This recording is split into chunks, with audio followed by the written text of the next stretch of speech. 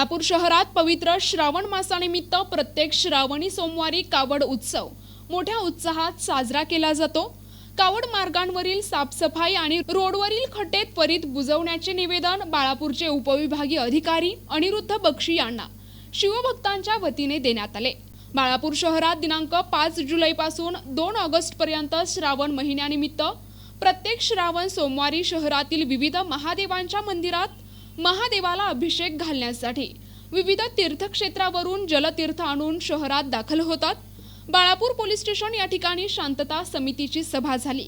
या सभेत रस्त्यावरील खड्डे नाल्या साफसफाई बाबत अनेक शांतता समितीच्या सदस्यांनी नाराजी व्यक्त केली।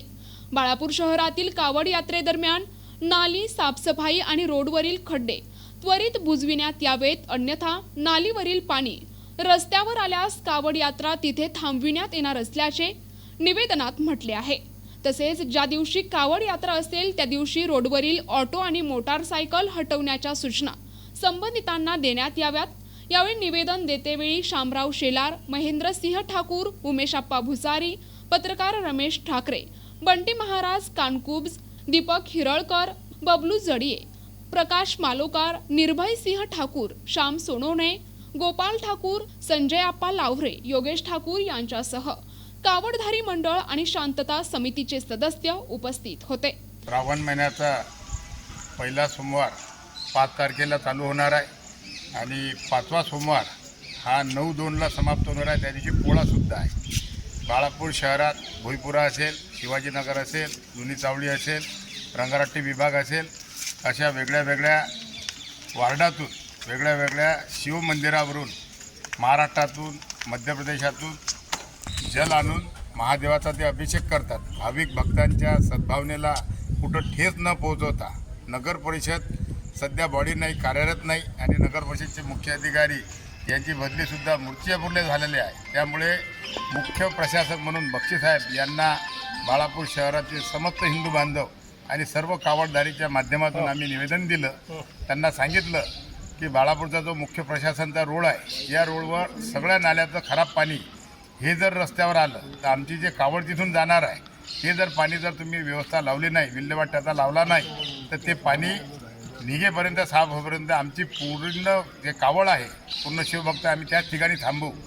त्यामुळे आज आम्ही निवेदन देत आहोत आणि आमची परत विनंती आहे नगर परिषदेला आणि प्रशासनाला की उद्यापासून आपण काम चालू करावं। आणि विशेष म्हणजे अतिप्राचीन शिवमंदिर बाळापुरात 2 आहेत, एक मल्लिकार्जुन बाराधारी संस्थान आणि सत्वलिंग चिटपेंड संस्थान हे गावाच्या बाहेर आहे आणि लाल सवारीपासून तर चिटपेंडपर्यंत पूर्ण घाण त्या रस्त्यात आहे आणि मधात गावाच्या बाहेर रस्तासुद्धा बंद झालेला आहे। तर प्रशासनाला आमची विनंती आहे की उद्यापासून प्रशासनानं कामाला लागावं आणि पूर्ण पोळा होईपर्यंत आमचे पूर्ण मार्ग पूर्ण रस्ते हे चकचकाट राहिले पाहिजेत आणि रस्त्यात जे काही ट्रॅफिक आहे हातगाड्या मोटरसायकल हे सुद्धा आमच्या जेव्हा कावड येतील हे पोलीस प्रशासनाला सुद्धा विनंती आहे की आमच्या भाविक भक्ताकरता तो रस्ता मोकळा करून देण्यात यावा। आज एक अधिकारी यांच्याकडे